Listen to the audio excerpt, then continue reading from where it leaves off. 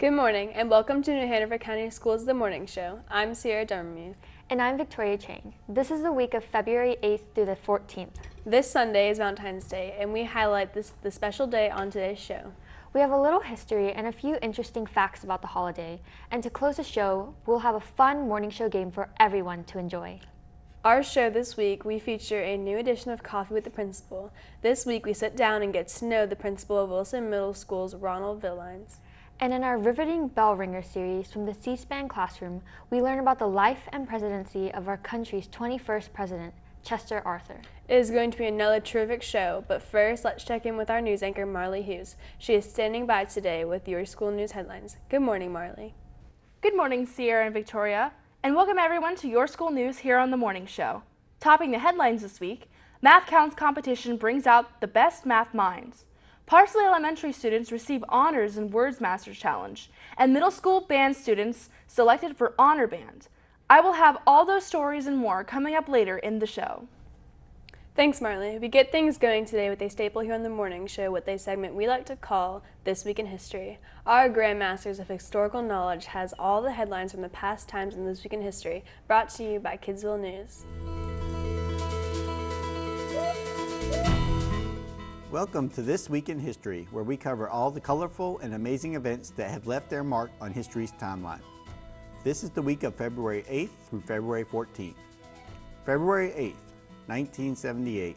A classic nor'easter storm that brought a severe blizzard to New England finally subsides, and the region begins to dig out from under several feet of snow. Over the previous 72 hours, some areas of Rhode Island and Massachusetts had received as many as 55 inches of snow. February 9th, 1971. Pitcher Leroy Satchel Paige becomes the first Negro League veteran to be nominated for the Baseball Hall of Fame. In August of that year, Paige, a pitching legend known for his fastball and showmanship, was inducted. February 10th, 2014. Shirley Temple Black, who, as a child in the 1930s became one of Hollywood's most successful stars, dies at the age of 85. The plunky, curly-haired performer sang, danced, and acted in dozens of films by the time she was a teen. As an adult, she gave up making movies and served as a U.S. diplomat. February 11th, 1937. After a 6-week sit-down strike by auto workers, General Motors president signs the first union contract in the history of the American auto industry. The United Auto Workers demanded improved working conditions and job security for the auto workers. February 12th, 1912. The last emperor of China is forced to abdicate the throne following a Republican revolution. A provisionary government was established, ending 267 years of Manchu rule in China and 2,000 years of imperial rule. Finally, your weekend in history tidbits. February 13th, 1998. Austrian skier Hermann Maier has one of the most dramatic crashes in skiing history when he catapults 30 feet in the air, lands on his helmet, and rams through 2 safety fences. Amazingly, he suffered just minor injuries and walked away from the crash. February 14th, 1929. Alexander Fleming noticed that mold killed bacteria in his lab. He identified the mold and introduced his mold byproduct called penicillin to cure bacterial infections. That's This Week in History, your ultimate source for those key moments in time. Thanks for stopping by.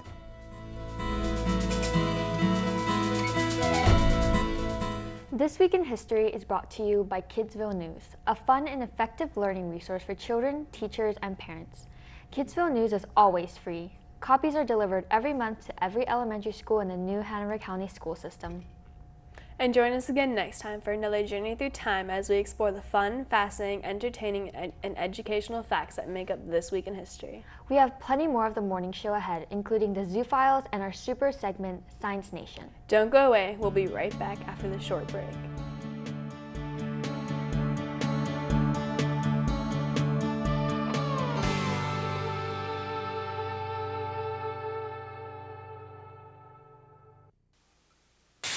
Properly inflating my tires burns less fuel and saves me money on gas.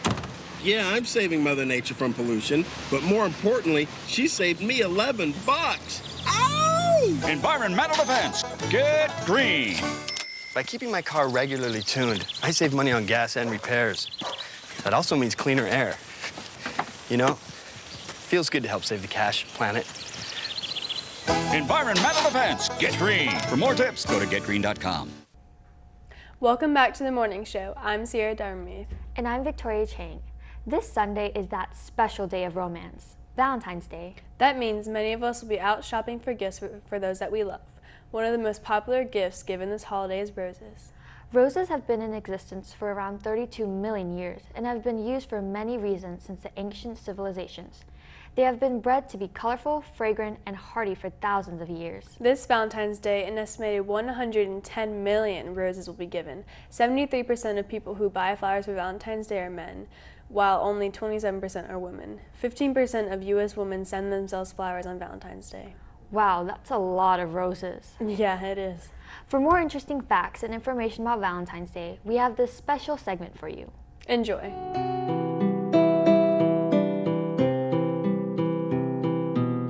Valentine's Day is named for a Christian martyr and dates back to the 5th century, but has origins in the Roman holiday Lupercalia.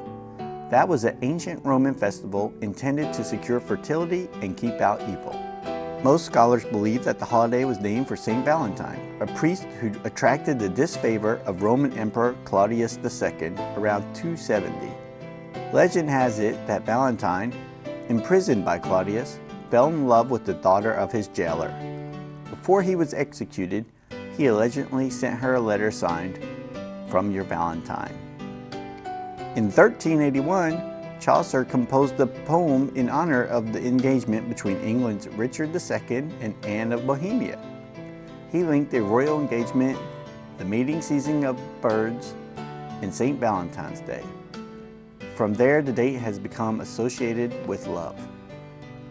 Over the centuries, the holiday evolved, and by the 18th century, gift-giving and exchanging handmade cards on Valentine's Day has become common.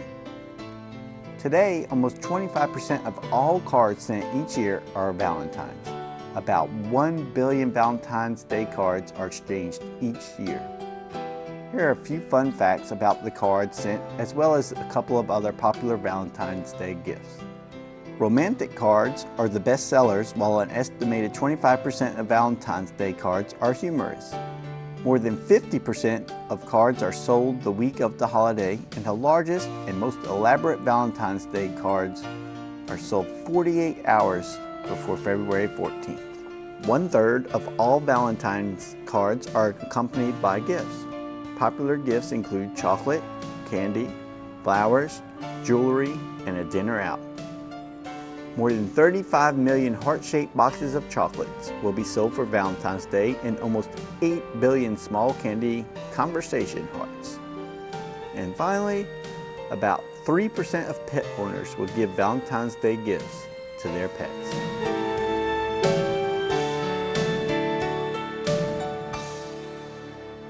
We hope you enjoyed that segment. We'll have more Valentine's Day fun at the end of the show when Victoria and I compete in a fun trivia game. I can't wait. Well, for now, it's time to send it over to the news desk for more Your School News with our news anchor, Marley Hughes. Good morning, Marley. Good morning, and welcome to Your School News in the Morning Show. I'm Marley Hughes. Armed with high-tech calculators, sharp pencils, and plenty of scratch paper, students participated in this year's Math Counts competition. During rounds, students competed individually and as teams within a time limit. They answered questions written in fast-paced oral matches. Subject questions include algebra, probability, statistics, and geometry. YSN reporter Bobby Blue has all the details in this week's top story. All 7 of the county's middle schools and 1 charter school sent teams to the BOE Center to compete in this year's Math Counts competition. The event is designed to encourage student teamwork and confidence while building their math skills. I like the intensity it gives us, the feeling and the accomplishment once you accomplish a problem and you know it's right. I really like math, so I like figuring them out and see if I got them right or wrong. After 4 months of practicing math warm-ups, mental stretches, and problems of the week, the students battled their way through algebra, probability, statistics, and other math-based problems in an effort to become the county's top team. Many students enjoyed the challenges and learning to work as a team. I practice a lot when I'm home because I really enjoy math and try to do it whenever I can. And we also have our Math Counts meetings every Monday after school. Well, I'm kind of a math nerd. I'm taking Math 3 right now, and I'm in the 8th grade. So I've been doing this since the 6th grade, and I've always found that it's just a fun competition. I get to get out of school for one day, and I get to do my favorite subject, which is math. When the rounds came to an end, the totals were calculated and the winners were announced. In the team rounds, first place went to Roland Grice, while this year's countdown round winner was Daniel Chen from Roland Grice. Taking first place for each school was Dean Senta from Holly Shelter, Josh Finkelstein from Murray, Logan Pfeiffer from Myrtle Grove, Owen Dean from Noble, Jack Hu from Roland Grice, Jacob Davis from Trask, Malik Bennett from Williston, and Zane Dash from Wilmington Academy of Arts and Sciences. Next up for these mathletes is the Regional Math Counts competition, which will be held on February 13th at CFCC's North Campus. Reporting for Your School News, this is Bobby Blue. New Hanover County Schools held a Spanish immersion informational meeting regarding the new program coming to Gregory Elementary School. All parents interested in the program were invited to attend. During the meeting, members of VIF International Education, who are working with the school system to get the new International Gregory up and running, talked about how their comprehensive turnkey framework program would help create a high-quality K-8 world language programs at Gregory. Parents at the meeting learned VIF supports language immersion teachers with tools to promote academic achievement through enrichment rather than remediation, which enables students to excel in their core studies while becoming bilingual and culturally aware. VIF members also discussed their Splash Language Immersion program, which provides a unique and powerful opportunity to strengthen children's highest cognitive brain potentials through deliberate literacy development in 2 languages and authentic exposure to rich language experiences. For parents who may have missed the immersion information session at Gregory or have unanswered questions about the new language immersion program, then save the date, Tuesday, February 23rd, because New Hanover County Schools will host a Magnet and Choice Schools Fair at the Board of Education Center located at 1805 South 13th Street from 5:30 p.m. to 7 p.m. Featured schools at the fair will include not only Gregory, but Coddington, Freeman, Snipes, and Virgo Preparatory Academy. Every school will have a booth, and at that booth they'll have representatives, some parents, maybe some students, some hands-on activities that they do, some videos that they would show of things that happen at their school, more like giving a kid's perspective of the school. There will be people there to do one-on-one discussions with parents if they have any questions, and there'll be an information booth for any questions that have to do with applications, student assignments, things like that. Okay. Magnet and Choice Schools Fair will be held on Thursday, February 25th at Eaton Elementary School. Also from 5:30 p.m. to 7 p.m., featured schools include Eaton, Freeman, Gregory, Snipes, and Virgo Preparatory Academy. Staffs from each school and other school system staff will be available to greet parents, answer questions, and provide detailed information about the programs and how to register your student. All parents living in New Hanover County are welcome to attend these events. There is no cost to attend. Refreshments will be provided. For all the latest news on New Hanover County Schools, join us weekdays at 5:30 p.m. here on Time Warner Cable Channel 5 and Charter Cable Channel 191. For Your School News, a complete half hour of all the latest news and information from New Hanover County Schools. Now back to our hosts. Thanks, Marley. In addition to watching your school news and the morning show, you can see many of NHCS TV's programming online. Just go to the school system's website at www.nhcs.net and click on the NHCS TV logo right there on the front page. You can watch great programs there like You Talk, The Forum, and Up Front with the Superintendent. It's an excellent way to watch our programming whenever you want. Shifting gears now, we have everyone's favorite segment from the North Carolina Zoo at Asheboro. The Zoo Files tells us all about the different animals, exhibits, and happenings at the zoo. Family pets can be a real problem for some of the North Carolina natives' wildlife. Rod Hackney tells us why in today's installment of Zoo Files.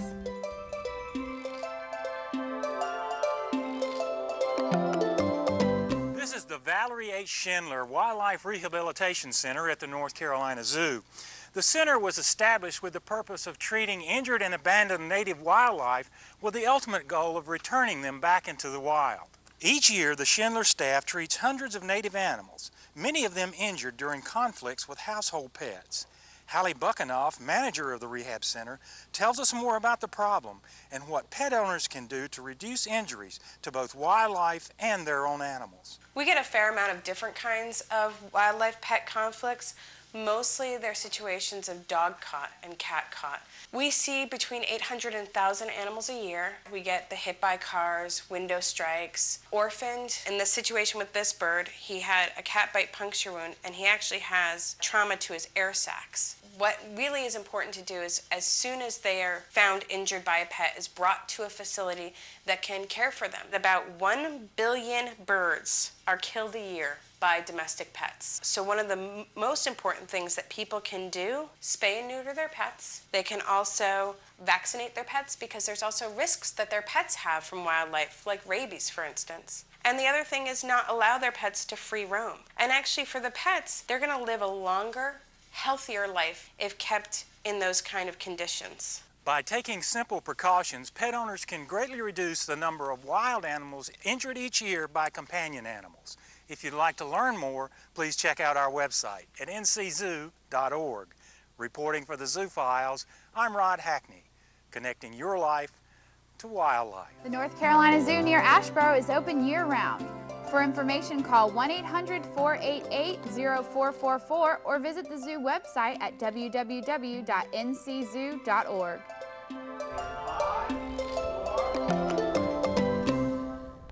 That was an excellent edition of the Zoo Files. Thank you, Rod Hackney. From Zoo News to Science News, we are thrilled to bring you the National Science Foundation's online magazine, Science Nation.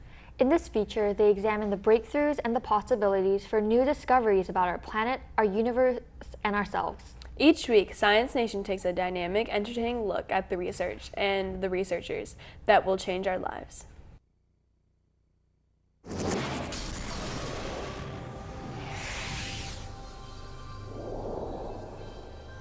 You might say Craig Hutto is part bionic man. In 2005, doctors amputated his leg above the knee after a shark attacked him along the Florida Gulf Coast. I was 16 years old when my brother heard me yell, "What was that?" and saw something take me under. He saw the back fin of the shark. I mean, there was just so much tissue damage and so much flesh gone that it was just irreparable.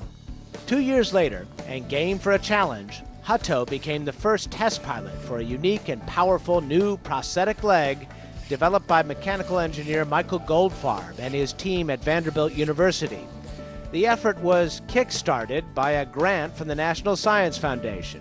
We were able to develop an early prototype that demonstrated that you could have a leg that was light enough and could deliver biomechanical levels of torque and power. Version 1.0 evolved into a more streamlined 2.0, computer-controlled with advanced range of motion in the joints. This is a battery that powers everything. You have a motor here that drives the knee joint, motor here that drives the ankle joint. This is the whole computer board that essentially tells the motors what to do with the joints. It has the computing capability on board to work synergistically with the user to provide the torque at the right time. It's designed to respond to cues from the wearer. Right before I go to stair ascent, I kind of kick my thigh back just a little bit, and just that little movement tells it, hey, you're about to walk upstairs. To reduce the risk of injury, Goldfarb's team has intentionally programmed a slight delay into the leg's computer. Hutto confirms it takes less effort to walk compared to the prosthetic he wears on a daily basis. With my leg, it is harder because it's always a step behind me. Goldfarb says after years of work, they have sold their technology to a major prosthetic manufacturer. We'll know in the next few years if these are going to really gain a lot of traction in the market. And Hutto, who is now studying to be a nurse, is looking forward to one day soon walking tall on a bionic leg that he helped make a reality. For Science Nation, I'm Miles O'Brien. That was a great segment, perhaps my personal favorite Science Nation so far. I really like to see how science is helping people. We covered a wide range of stories here, from space news to insect flight, but that segment was a very touching one. Hopefully the bionic legs will help more people in the next few years. I hope so too. Now, as we head to break, we have the word of the week. Each week, we highlight an advanced English word, so when you can use them in a sentence, you can impress even educated speakers. If you like having an extensive and impressive vocabulary, try learning our word of the week. Stay tuned, we'll be right back.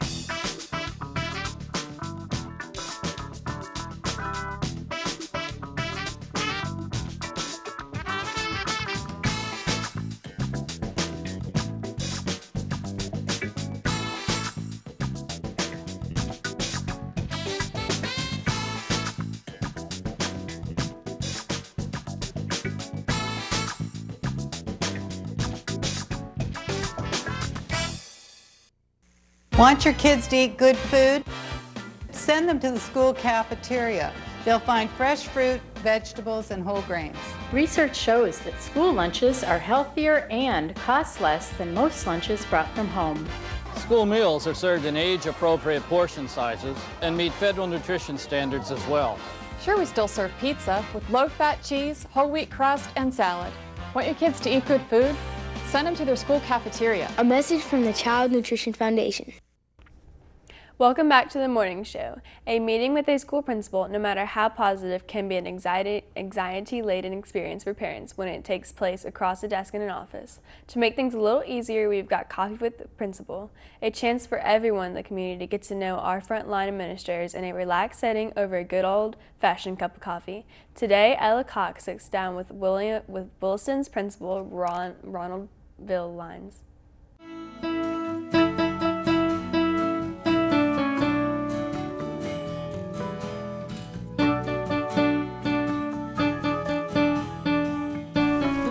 Good morning, I'm Ella and welcome to Coffee with the Principal. This morning we're talking with Ronald Villines, principal of Williston Middle. Good morning, Mr. Villines. Let's get started. Give us an outline of your education. Well, I graduated high school in Person County. It's Person Senior High. I then moved forward to get my undergraduate degree from East Carolina University in Greenville, North Carolina.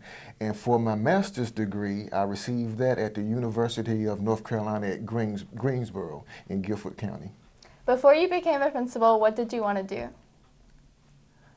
I wanted to go into business finance. That was my minor in college, and I was more of a banking. I love banking and I love dealing with money, and it was either business finance or advertisement. And so that was my one goal coming out of college. Why did you want to be a principal? Well, I grew up in a family of educators. My grandmother taught 8th grade English for 30 years, and my grandfather was a principal for 35 years. And I was primarily raised by my grandparents, and so I spent a lot of time in school. And so school come naturally for me, and so that was something that I was just raised around. And I knew the need of having educators and principals here in North Carolina, so that was something I really wanted to get into. What are the most important qualities a principal should have and why? I think some of the most important qualities a principal should have is fairness and consistency. Being fair across the board and consistent with every decision, as well as a passion for your job and having fun with what you do as you educate the youth here in New Hanover County. As a principal, how do you provide support for your teachers? I provide them support, whether it's with different resources in their classrooms. We work with all types of instructional strategies to work with students. I provide them the support when dealing with parents or community members, just to make sure they feel supported here at Williston Middle School. What do you do for fun? I like playing golf. I also like sports. I'm a big sports fan, so anytime I can watch sports or participate in sports, that's what I really love to do. And what goals did you set for your school year? My major goal this school year is to continue to grow the culture here at Williston, as well as to increase our proficiencies in math and language arts. So, looking at career and college readiness in our school plan, we want to increase proficiency by 5 percentage points over the next 5 years here at Williston. Thank you, Mr. Verlines. That wraps up this edition of Coffee with the Principal. I'm Ella. Back to you.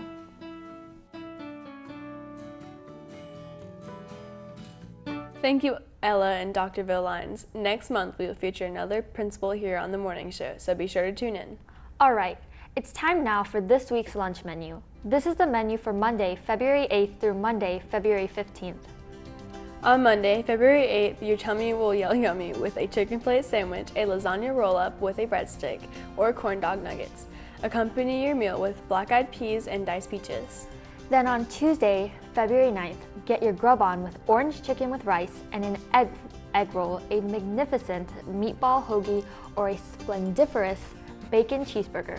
Complement your entree with glazed carrots, exciting veggie sticks, and fabulous fresh fruit. On Wednesday, February 10th, get over that old midweek hump with a chicken pot pie, a pork chop sandwich, or cheesy breadsticks. Keep your meal rolling with pleasurable pasta salad, classic corn, and delectable diced peas. On Thursday, February 11th, battle your midday hunger by enjoying stuffed crust pizza, a chicken club sandwich, or popcorn chicken with a roll. Finish off the meal with macaroni salad, tomato, and cucumber salad and broccoli. Then, on Friday, February 12th, awaken your taste buds with a flavor-packed hot dog with chili, flippin' fish sticks with hush puppies, or chickadee chicken nuggets with a roll. Also on the menu are sides and macaroni and cheese, baked beans, carrot sticks, and super spiced apples. Finally, on Monday, February 15th, start the week off grand by enjoying chicken and cheese pasta with a breadstick, French bread pizza, or a deluxe chicken sandwich. In addition, garden peas, glazed sweet potatoes, and mixed fruit will be served.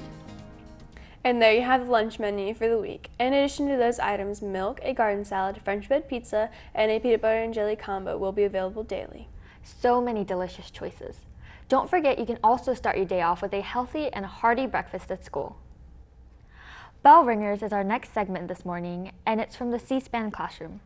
This series features a biography of each of our country's presidents. Beginning with our first show of the week of the school year, we started with our first president, George Washington. Each week, we feature the next president until we've covered them all, and bring the series to a close next summer. Enjoy learning about the people who have led our country in this riveting series. Here's this week's episode of Bell Ringers.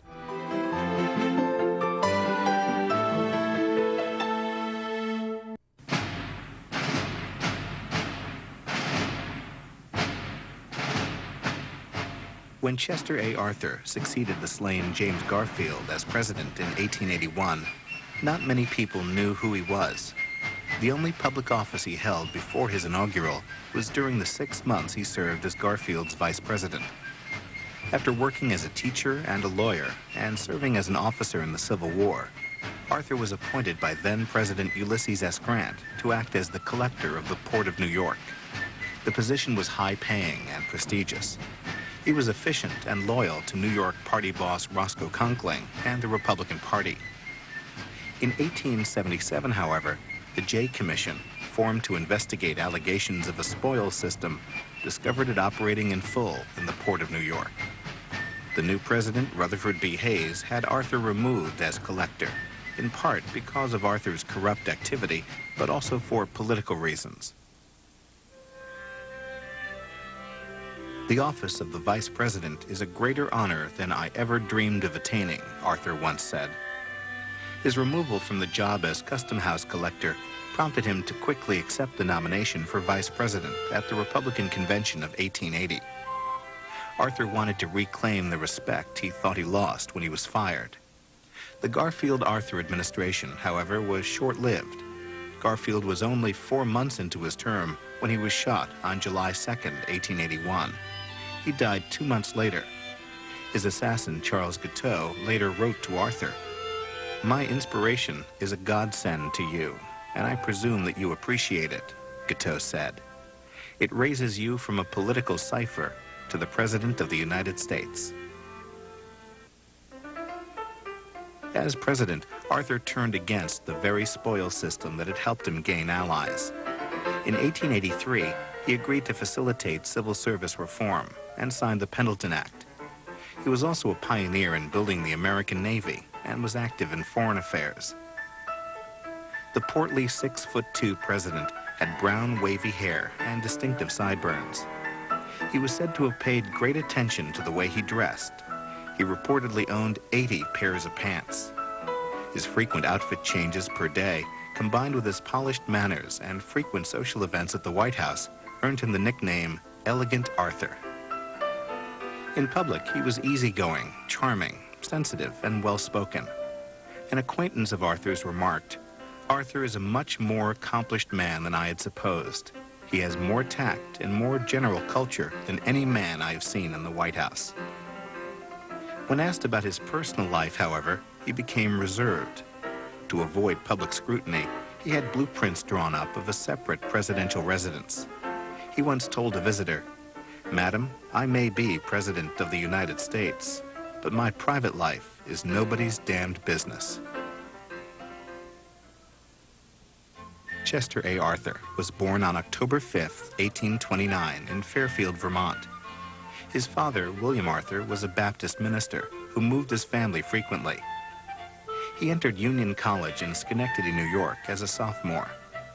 In disposition, a student friend said, he was genial and very sociable, and he had a good relative standing in his class, though not a very diligent student. He met his wife, Ellen Herndon, many years after he graduated from college. They were married on October 25, 1859. Nell, as she was called, was famous for her beautiful contralto voice, and as a young woman, joined the choir at St. John's Episcopal Church in Washington, D.C. They had 2 children who lived to maturity. On January 10, 1880, before her husband was nominated to the office of vice president, Nell died of pneumonia. She was buried in the family plot in Albany, New York. Arthur was crushed by her death.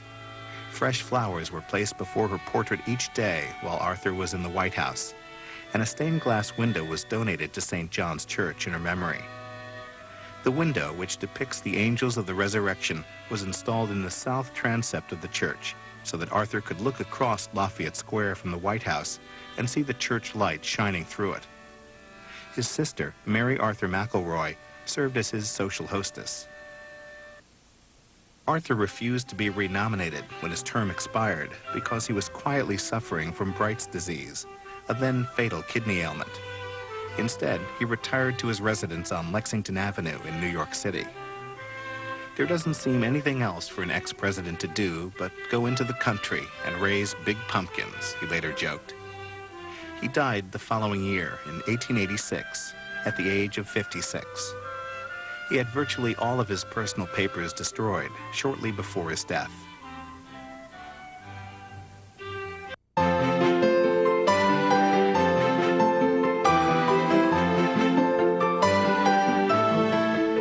As we head into a break, we continue our focus on our wonderful country with a fun series of bumpers. The United States has a rich, interesting history and a unique system of government. Knowing about our country is a very important part of being a good citizen. Take our quick civics quiz and see what you know, or perhaps it will help you learn more about U.S. history and government.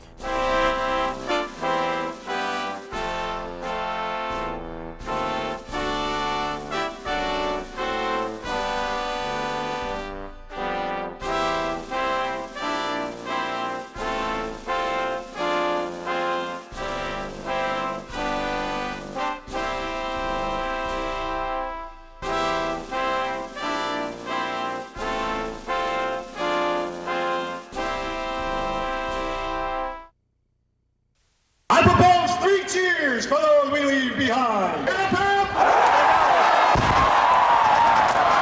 Congratulations. Good job. Congratulations. Proud of you. All right. Ensign Elliott. Who's going to salute him? Guys, who gets to salute him first? Welcome back to the morning show. I'm Victoria Chang. We now bring you Wilmington Places, written and produced by high school senior Louis Behar. This segment takes a look at some of the top places around our town and why both tourists and area residents should give them a visit. For today's adventure, we travel to the far end of the county and visit the North Carolina Aquarium at Fort Fisher.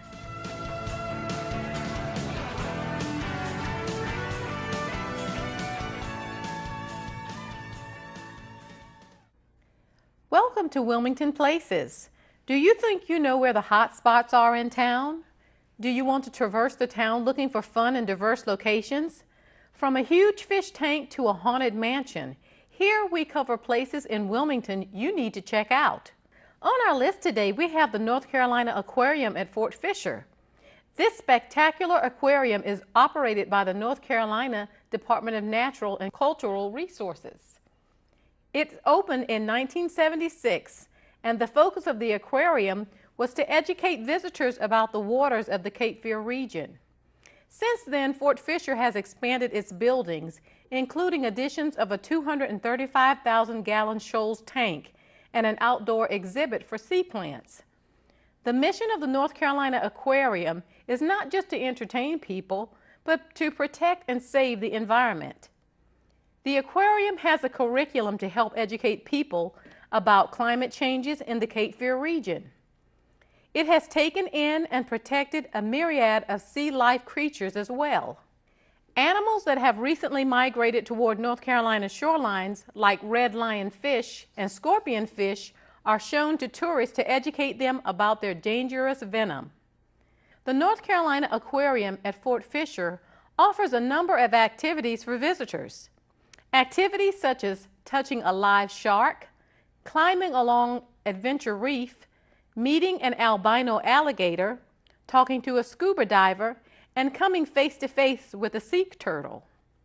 Activities like these help us better understand the sea life and the aquatic environment that surrounds us. Different tours can be taken at the aquarium throughout the year. The tours will take you from the enormous shark tanks to the open top tanks where you can touch stingrays, to the beautiful outside marsh fields and garden walks. These tours are offered in English and Spanish. The Fort Fisher Aquarium also hosts different events throughout the year. Teacher Open House allows area teachers to come and learn about the salt marshes, sea life, and natural cycles of aquatic animals. Another spectacular event is Lorikeet Landing, where the aquarium keeps lorikeets during the migration season. The aquarium also allows for birthday parties and slumber parties. Have a magical time in front of a huge fish tank. It also offers for Boys and Girl Scouts to help them earn their merit badges. After a long day at the aquarium, make sure to stop by the gift shop for awesome souvenirs like books, movies, stuffed animals, and shark teeth. If your tummy rumbles, also hit the Shark Bites Food Plaza. There you will find nachos, pizza, ice cream, and crab bites. If it's a hot day outside, make sure to go to the water park to cool down. The North Carolina Aquarium at Fort Fisher has plenty to offer to tourists all over. The aquarium works hard to make learning fun and to help sea creatures in need. Add the North Carolina Aquarium to your bucket list today.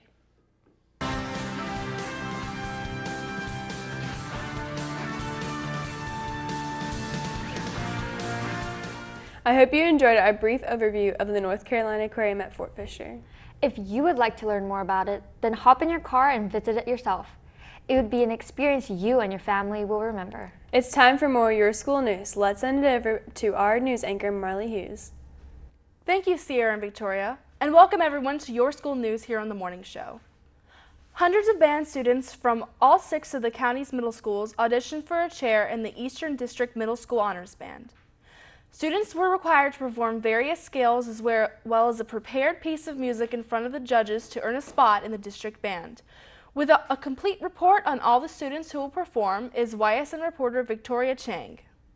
6 new Hanover County middle schools had band members selected for the North Carolina Band Association Eastern District Middle School Honor Band, totaling 31 students overall. Every year, students from 30 counties compete for a spot in the Eastern District Middle School Honor Band. Only 190 students are selected each year to be a part of the prestigious Honor Band.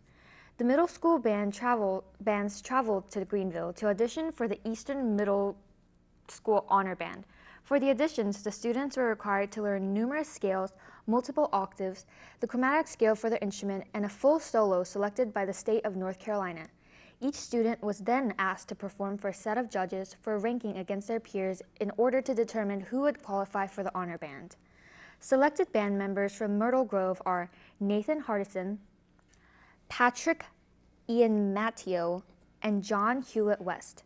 From Rolling Grice, Francesca Altinunier, Brandon Broadwater, Daniel Cheng, Grant Holland, John LeCognita, Brennan Litzinger, Branson McKee, Ellie Odine, Andrew Otelsberg, Keela Pans, Jenna Pelizzari, Jacob Triamestra, Elijah Van Camp Go. Students select from Holly Shelter for Honor Band are Barrett Brewer, Wyatt Johnson, Dean Senta, Chris Conradi, Ilko Tinga, Casey Cummings, and Baxter White. From Noble Middle, Alan Coble. Honor Band students from Murray are Nick Strickland, Owen Thorndike, Lorelli Sykes, Rachel Ellickson, and Zoe Elliott. Finally, participating in the Eastern Middle District Middle School Honor Band from Trask Middle School are Jacob Davis and Jeremy Rezick. The Honor Band students traveled to East Carolina University in Greenville and rehearsed with other members of the All-District Band. They spent 2 intense days rehearsing and performed a concert in the Wright Auditorium on the ECU campus on February 6th. Reporting for Your School News, this is Victoria Chang. A team of Parsley Elementary School students achieved the highest honors in the recent World Masters Challenge, a national vocabulary competition involving nearly 150,000 students annually. The 5th grade team scored an impressive 186 points out of a possible 200 in the first 3 meets this year, placing 7th in the nation, competing in the difficult blue division of the World Masters Challenge. Was a 4th grade student Ryan Reed and 5th grade student Giovanni Martucci and Jake Pursuit, and each earned a perfect score of 20 on the challenge. Nationally, only 50 4th graders and 52 5th graders achieved this result. The students were coached in preparation for the Word Masters Challenge by gifted education specialist Christy Yeomans and 4th grade teachers Sherry Postemski and Deb Butler. Students at College Park Elementary School got a real treat when students from Cape Fear Community College's dental hygiene program came to educate them on the proper care of their teeth. The lesson covered many points such as how to maintain proper oral hygiene, the negative effects of soft drinks, and the importance of regular dental checkups. The program was interactive and started with a video on techniques for brushing teeth featuring some famous superheroes. Then it was the students' turn as the hygienist went around with stuffed animals and had students demonstrate what they had learned. The CFCC dental hygiene students had a good time teaching their lessons and encouraged the younger students that maintaining good oral hygiene could be fun. The students also had a great time during the presentation and are all going to work harder to keep their teeth healthy throughout their life. That's all for now. To watch this week's edition of Your School News online, visit the school system website at www.nhcs.net and click the NHCS TV logo on the home page. Now back over to Sierra and Victoria. Thanks, Marley. Now to end today's show, we're going to have an exciting morning show game designed for this Valentine's Day show. That's right, Sierra. I hear this game features 2 challenges each round for us. Sounds like it's going to be fun. Let's send it back over to Marley, who will explain the rules. Welcome back, Marley. Thank you. Here are the rules. I have 10 Valentine's Day questions. You will each get 5 to answer. Each question is worth 10 points. In addition to the question, I also have a fun bonus. The bonus is a Valentine's Day symbol you have to identify. You get the bonus whether you answer the question right or wrong. To identify the symbol, you have to ask yes or no questions. For instance, you could ask, is it yellow? Or is it alive? You can ask as many questions as you'd like. However, You only have 1 minute to guess in it. Each bonus symbol is worth 6 points. Since you get the same number of questions, we'll start with you, Victoria. Okay, contestants, are you ready? Here we go. Question 1. What date was the first recorded Valentine card sent? A, 1972, B, 1838, or C, 1415? I'm gonna say C. Correct. Whoa. Okay. All right. So go ahead and guess this symbol. Is it alive? Yes. Is it a human? Kinda. I mean, is it both. Holding a bow? Yes. Cupid. Oh, that's yes. easy. Yes. I hope mine's like a heart or something. Oh gosh.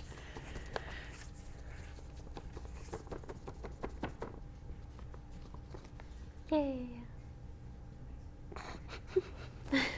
Question 2. A person who is quick to show feelings of love are said to wear his or her heart on his or her A, chest, B, face, or C, sleeve. This is my question, right? Okay. I feel like A would be a clear answer, but I think it's C. I'm gonna go C. Correct. Yes. Sleeve. All right. Symbol time. Oh gosh, is it red? Yes. Is it a heart? Nope. Dang it. Is it, I'm not good at this. Is it alive? Is it a material thing? Yes and no, it depends. Depends. What is that? Okay. It's red and it might be alive depending on the day. Is it an animal? No. Is it any type of living thing? Yes. Like what? No. I think I give up. I don't know. The only thing I can guess is a heart. Nope. You want to guess? A beating heart. Sometimes alive, sometimes dead. No. I don't know. Is it something you can eat? No. I mean, I wouldn't. I wouldn't. I know people would, but I wouldn't. Ooh, is it a pink dress? No. Well, we're out of time. It's a rose. Oh. Why didn't you think of that? I was gonna say that's you not know, alive. it's a plant, but that's alive. so it can be alive if it's like, not cut up. Oh, I should have known that. All right, question number 3. Who are Coming for you, Shakespeare's Victoria. star-crossed lovers? A, King Tut and Cleopatra, B, Romeo and Juliet, or C, Ross and Rachel? B. Correct, Romeo and Juliet. What are you doing? All right, simple time. Okay. Is it red? Depends, both. Is it alive? No. Can you eat it? No.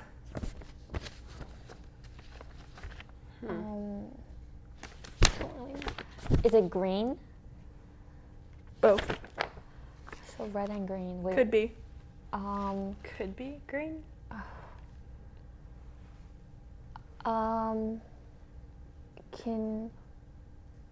Is it candy? No. No. I have no idea. I don't know. You want to try? I don't know either. It's a ribbon.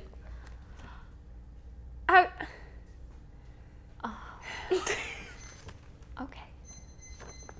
Question 4. I feel very not smart. According to English tradition, what happens to the first man that a woman sees on Valentine's Day? A, he'll die. B, she'll marry him. C, she'll kiss him. I'm gonna go C. Incorrect. If he dies, I'm gonna give up. Correct answer, she'll marry him. Oh. No, come on. I said Right. B. Symbol time. Oh, okay. Oh, is it red? Yes. Is it alive? Yes. Depends. Can it be a stuffed animal? No. Dang it. Well, I guess some people sell them like that. Is it an animal? No. Is it a human? Yes and no. Is it like a... Not specifically. Is it any other colors? I mean, realistically, yeah, but... Is it a heart?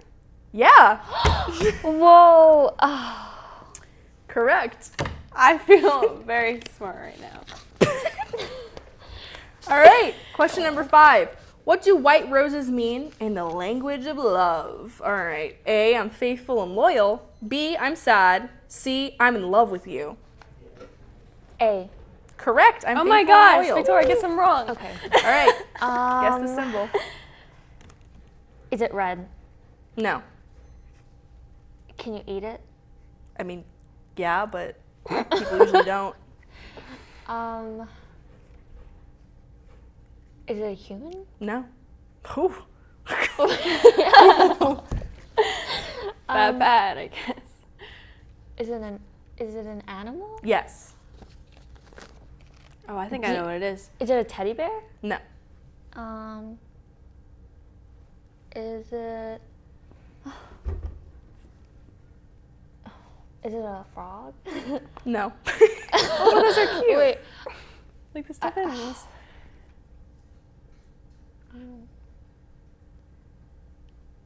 I don't know. You want to try? Can you eat it? Yeah, I mean, but people usually don't. Is it an alligator? Valentine's Day symbols here. It can be. Okay, I don't know. It's a dove. All right, question that number makes sense. 6. What is the Greek word for Cupid, god of love? A, Hermes. B, Venus. C, Eros. Or Eros, depends on how you're saying it. A? No. Wait, take it back. Never mind, you already said no. It's C, Eros. All right, symbol time. Is it red? No. Is it alive? No. Is it dead? Yes. Is it brown? Yeah. Is it in a form of an animal? It can be. Is it a teddy bear? No. Is it a stuffed animal? No. Oh my gosh. Is it chocolate? Yeah. No. Yes. Oh, I was gonna guess that. No. Okay. All right. Question Coming number for you, 7. Victoria. Coming for you. What is romantic about doves? A, they mate for life. B, they are white. C, they sing at the highest pitch. Well, I think this is obvious. I think it's A. Correct, they do mate for life. That's so lovely. Symbol 7. 7. Okay. Is it red? Can be. Can you eat it? It is digestible. Is it food? That's what. No, it's not food. food. Eat it. Okay. Is it an animal? No, it's not, but.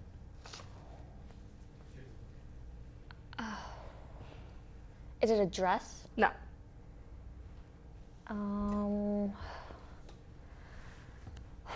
I cannot think. It's a lot harder than it looks, trust me.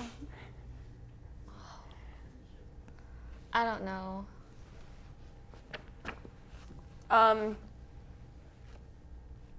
Is it similar to a ribbon? No. Is it an animal? No. Is it alive? No. So it's red. Can it be other colors? Yeah. I don't know. It's a card. Question 8. Kiss this animal and it will change into a prince magically. No. A, a puppy. B, a dove. C, a frog. C. Correct. All right, symbol. Is it red? Can be. Can it be other colors? Yes. Is it alive? Depends. Is it in the form of an animal if it depends on being alive? No. Is it in the form of a human if it depends on being alive? I mean, depends. That's not a straight answer. Can you wear it? No. If it's alive, you can't wear it. Can you eat it? Mm-mm.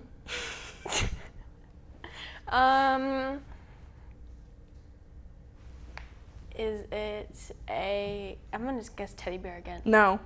Teddy bear has to be the last I'm so sick one. of this teddy bear business. Because teddy bears are a symbol of love. Kind of. Is it a heart lollipop? No. Is it something in the shape of an animal? No. Is it something in the shape of a human? No. Is it a red dress? No. Is it something? Kissing lips. Oh. How is that? How do you guess that? That's like... It's a Valentine's symbol. That's not a symbol. That's an action. You guessed about alligator earlier, so I don't know. Question number 9. Does the date of Valentine's Day change? A, yes. B, no. Or C, sometimes. I'm gonna say, I think it's no. Correct. Oh. No, you should let her keep thinking. What if she changed her mind? Look at the scoreboard. I'm almost there. Well, she said it, so Okay. it's already set in stone. All right, Yeah, guess the okay. symbol. Don't guess the symbol. Is it a balloon? Nuh-uh. Oh. Is it a lollipop? Mm-mm. Teddy bear? Nope. A dress? Nope. Lipstick? Nope. A frog? Mm-mm. A cupcake? Mm-mm. Cake? Nope. I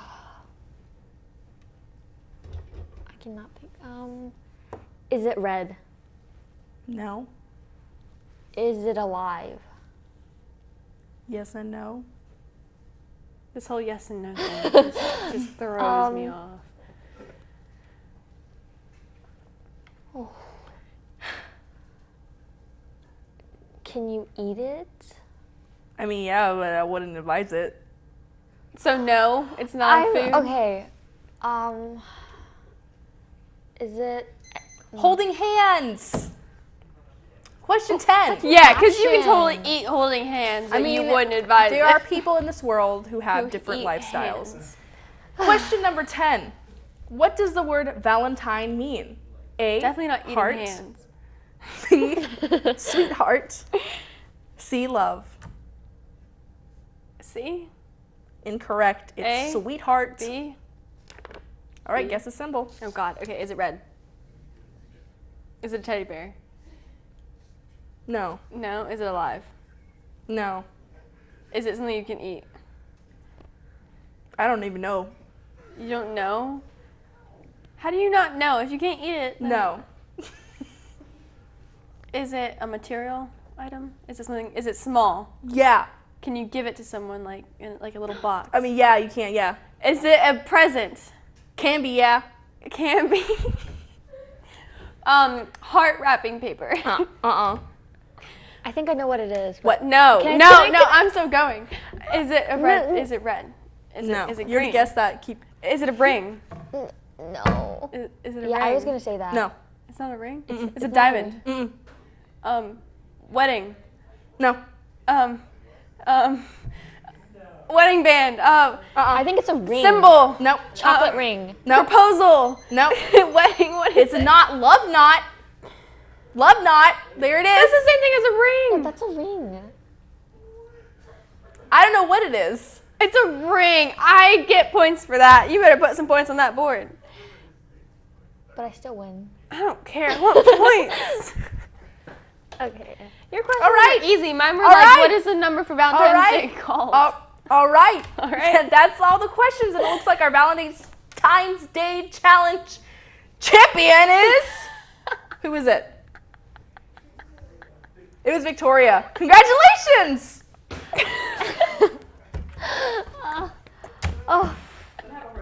Good game, Sierra.